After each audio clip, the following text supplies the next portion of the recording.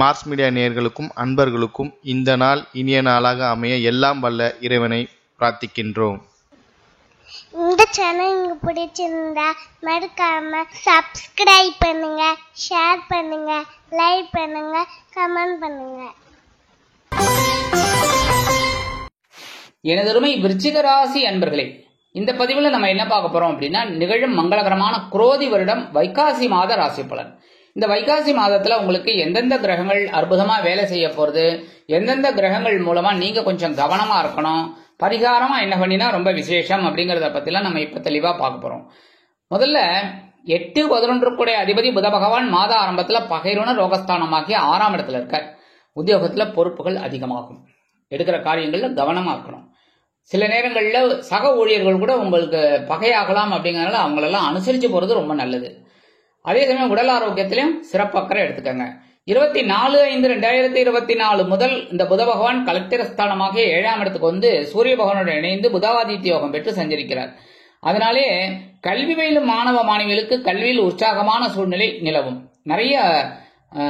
நிறைய படிப்பாங்க. அதுக்குண்டான ஒரு உயர்வுகள் அவங்களுக்கு கிடைக்கும். அதே சமயம் நண்பர்கள் விஷயத்துல கொஞ்சம் கவனமா இருக்கணும். பேசுற வார்த்தையில எச்சரிக்கையா இருக்கணும். அதே சமயம் உடல் ஆரோக்கியத்தில சிறப்பா அக்கறை எடுத்துக்கோங்க. வாழ்க்கை துணையை நல்லா கவனிச்சுக்கோங்க. 9/6/2024 முதல் இந்த புத பகவான் அஷ்டம ராசியான 8ஆம் இடத்துக்கு வந்து ஆட்சி அமைச்சு சஞ்சாரம் பண்றார். அதனாலே உங்களுக்கு மனசுல இருந்த கவலைகள் எல்லாம் குறையும், சந்தோஷம் அதிகமாகும், உடல் ஆரோக்கியம் சிறப்படையும். அதே மாதிரி மனசுலயும் ஒரு கஷ்டமே இல்லை அப்படிங்கிற ஒரு சூழ்நிலை கண்டிப்பாக இருக்குங்க. கணவன் மனைவிக்கிட்டே இருந்து வந்த அபிப்பிராய பேதம் எல்லாம் விலகும். அடுத்தபடியா 7-12 கூடிய அதிபதி சுக்கிர பகவான் மாத ஆரம்பத்துல பகைருண ரோகஸ்தானமாக 6ஆம் இடத்துல இருக்கார். அதே மாதிரிதான் ரொம்ப கவனமா இருக்கணும். உத்தியோகத்துல எடுக்கிற காரியங்கள்ல ரொம்ப கவனமா இருக்கணும். அதே மாதிரி அனாவசியமான அந்த கடன் வாங்குறதெல்லாம் குறைச்சிக்கிறது நல்லது. 20/5/2024 முதல் இந்த சுக்கிர பகவான் கலத்திரஸ்தானமாகிய 7ஆம் இடத்துக்கு வந்து ஆட்சி அமைக்கிறார். மனசுல ஒரு சந்தோஷம் இருக்கும். வாழ்க்கை துணை மூலமாக சில குழப்பங்கள் இருந்தாலும் வாழ்க்கை துணையை அழைத்துக் கொண்டு வெளியூர் அல்லது வெளிநாடு சென்று வருவீர்கள். நண்பர்கள் விஷயத்தில் கவனமாக இருப்பது நல்லது. 13/6/2024 முதல் இந்த சுக்கிர பகவான் அஷ்டம ராசியான 8ஆம் இடத்துக்கு வரதுனால ஓரளவுக்கு நன்மைகளை நீங்க எதிர்பார்க்கலாம். கணவன் மனைவிக்கிடையே இருந்து வந்த அபிப்பிராய பேதங்கள் விலகும். குடும்ப ஒற்றுமை சுவையாக இருக்கும். அடுத்தபடியா ராசிநாதனும் பகைருண ரோகாதிபதியுமான செவ்வாய் பகவான் மாத ஆரம்பத்துல பஞ்சமஸ்தானம் ஆகிய 5ஆம் இடத்துல இருக்கார். மனசுல கொஞ்சம் குழப்பம் இருந்துட்டே இருக்கு. நிறைய பேருக்கு உத்தியோகம் நிமித்தமா குழப்பம், சில பேருக்கு தொழில் வியாபாரம் நிமித்தமாக குழப்பம், சில பேருக்கு பாத்தீங்கன்னா குழந்தைகள் மூலமா குழப்பம், சில பேருக்கு நண்பர்கள் மூலமா குழப்பம், எடுக்கிற காரியங்கள்ல குழப்பம், இவ்வளவு விஷயம் நடந்துட்டு இருக்கு. ஆனாலும் சமாளிச்சு நீங்க ஓட்டிட்டு இருக்கீங்க. அதே சமயம் 6ஆம் இடத்து அதிபதியும் அவர்தாங்கிறதுனால சில நேரங்கள்ல இந்த குழந்தைகளுக்காக கல்வி செலவுக்காக கடன் வாங்க நேரிடலாம். 31/5/2024 முதல் இந்த செவ்வாய் பகவான் எங்க வரப்போறாருன்னு பாத்தீங்கன்னா பகைருண ரோகஸ்தானமாகிய 6ஆம் இடத்துக்கு வந்து ஆட்சி அமைக்கிறார். பகைருண ரோகாதிபதி உங்க ராசிநாதன் ஆட்சி அமைக்கிறது பகைருண ரோகஸ்தானமாகிய 6ஆம் இடத்துல. இனிமேதான் உங்களோட அதிரடி ஆட்டமே ஆரம்பம். பலன்னு ஆட ஆரம்பிச்சிருவீங்க. எல்லா பாலும் சிக்ஸர் அடிக்கிறதுக்கு ட்ரை பண்ணுவீங்க. அதனாலேயே உங்களுக்கு மனசுல ஒரு தைரியம் இருக்கும்.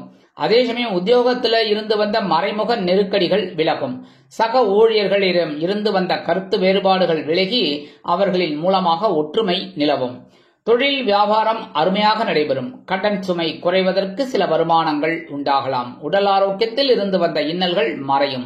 சீருடை பணியாளர்களாகிய காவல், ராணுவம், தீயணைப்புத்துறை, மருத்துவத்துறையில் வேலை பார்க்கும் நண்பர்களுக்கு எதிர்பார்க்கும் இடமாற்றம், பதவி மாற்றம், பதவி உயர்வு, சம்பள உயர்வு மிக அருமையாக கண்டிப்பாக வந்து சேரும். அடுத்தபடியா ஜீவனாதிபதி சூரிய பகவான் கலத்திரஸ்தானமாக 7ஆம் இடத்துல இருக்கார். உத்தியோகத்துல கொஞ்சம் வேலை பளு அதிகமாகும். நெருக்கடிகள் உண்டாகலாம். மேலதிகாரிகளை அனுசரித்து நடந்து கொள்ளுங்கள்.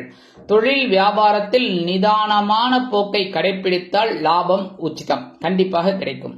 அதே சமயம் எல்லா விஷயத்திலையும் நீங்க கொஞ்சம் பொறுப்போடு நடந்துக்கணும். வாழ்க்கை துணையோட உடல் ஆரோக்கியத்துல சிறப்பு அக்கறை எடுத்துக்கங்க. நண்பர்களிடம் தேவையற்ற வீண் விவாதம் வேண்டாம். அடுத்தபடியா சாயா கிரகமான ராகு பகவான் பஞ்சமஸ்தானமாகிய 5ஆம் இடத்துல இருக்கிறதுனால சில நேரங்கள்ல சில மனக்குழப்பமும் இருக்கும். ஏன்னா அங்க செவ்வாய் பகவான் இருக்கிறதுனால சில நேரங்கள்ல உங்களுக்கு சில பிரச்சனைகள். ஒண்ணு, அதாவது வீடு வாங்கிட்டீங்க, கிரகப்பிரவேசம் பண்றதுக்கு டைம் செட் ஆகல. சில பேருக்கு அந்த மாதிரி. சில பேருக்கு பாத்தீங்கன்னா வீடு வாங்கியாச்சு, லாஸ்ட் இஎம்ஐ கட்ட முடியல, சில பிரச்சனைகள் ஏதோ ஒன்று ஓடின்னு இருக்கு. சில பேருக்கு எல்லாம் முடிஞ்சிடுது, ஆனா இந்த பில்டர் வந்து கொடுக்கறதுக்கு யோசிக்கிறான், ஏதோ ப்ராப்ளம். இந்த மாதிரிலாம் சில பேருக்கு ஆயிட்டு இருக்கு. அதே சமயம் வெளிநாடு அல்லது வெளியூர் போய் படிக்கிற நினைக்கணும் உள்ள உத்தியோகம் பார்க்குற குழந்தைகளுக்கெல்லாம் அற்புதமான முன்னேற்றம் கண்டிப்பாக கிடைக்கும். அதே மாதிரி மனசுல பிரம்மாண்டமா யோசிக்கக்கூடிய ஒரு திறமை உங்களுக்கு இருக்கு. மற்றொரு சாயா கிரகமான கேது பகவான் லாபஸ்தானமாகிய 11ஆம் இடத்துல இருக்கிறதுனால தொழில் வியாபாரத்துல இருக்கிறவா ரொம்ப கவனமா இருக்கணும். அதே சமயம் உத்தியோகத்துல இருக்கிறவாலும் கவனமா எடுக்கிற காரியங்கள்ல சிறப்பா இருக்கணும். அதே சமயம் சில நேரங்கள்ல பாத்தீங்கன்னா புனித பயணம் உங்களுக்கு கிடைக்கும். அதே சமயம் குலதெய்வ பிரார்த்தனைகளை நிகழ்த்தி மகிழும் வாய்ப்புகளும் சிலருக்கு உண்டாகும். 2, 5 கூடைய அதிபதி குரு பகவான் அற்புதமா கலத்திரஸ்தானமாகிய 7ஆம் இடத்துல இருக்கார். அற்புதம். அதே சமயம் சூரிய பகவானும் 7ஆம் இடத்துல இருக்கிறதுனால சில நேரங்கள்ல உங்களுக்கு ராஜயோகம் கிடைக்கிறதுக்கு வாய்ப்புகள் இருக்கு. எடுக்கிற காரியங்கள்லாம் அற்புதமா நிறைவேறும். ஒரு வருமானம் வந்து சேரும். குழந்தைகளின் மூலம் இருந்து வந்த குழப்பங்கள்லாம் குறையும். இருந்தாலும் எல்லா விஷயத்திலையும் கவனமா இருக்கணும். குரு பகவான் நல்ல இருக்கிற இடமும் நல்லா இருக்கு, பார்வையும் சூப்பரா இருக்கு. என்னன்னா அவரோட 5ஆம் பார்வை உங்க லாபஸ்தானத்துல விழுது. அங்க கேது உட்கார்ந்துட்டு இருக்கார். இருந்தாலும் உங்களுக்கு மனசுல இருந்து வந்த குழப்பங்கள் குறையும். தொழில் வியாபாரம் நல்லபடியாக நடக்கும். உத்தியோகத்தில் இருக்கிறவாளுக்கெல்லாம் எதிர்பார்க்கிற அந்த உயர்வுகள் வந்து சேரும். அடுத்தபடியா 7ஆம் பார்வை நேரம் உங்க ஜென்மராசியை தான் பார்க்கிறார். மனசுல எவ்வளவு குழப்பங்கள், கவலைகள், வேதனைகள் இருந்தாலும் சில நேரங்கள்ல சந்தோஷமாக இருப்பீர்கள். உடல் ஆரோக்கியமும் சிறப்படையும். மருத்துவ செலவுகள் குறையும். அடுத்தபடியா இந்த குரு பகவான் தனது 9ஆம் பார்வையாக உங்களோட சகாயஸ்தானமாகிய 3ஆம் இடத்தை பார்க்கறதுனால உங்களோட முயற்சிகள் பலிதமாகும். அதாவது சில பேருக்கு உத்தியோகம் எடுத்து நினைச்சுட்டு இருப்பார். உத்தியோகம் போனா என்ன, அடுத்த உத்தியோகத்துக்கு ட்ரை பண்ணுங்க, முயற்சி பண்ணுங்க, கண்டிப்பா கிடைக்கும். அதே மாதிரி தொழில் வியாபாரம் புதுசா ஆரம்பிக்கிற நினைக்கிறவாள்லாம் தைரியமா முயற்சிகளை மேற்கொள்ளுங்க. 3, 4 கூடைய அதிபதி சனீஸ்வர பகவான் சுகஸ்தானமாகிய 4ஆம் இடத்துல இருக்கார்.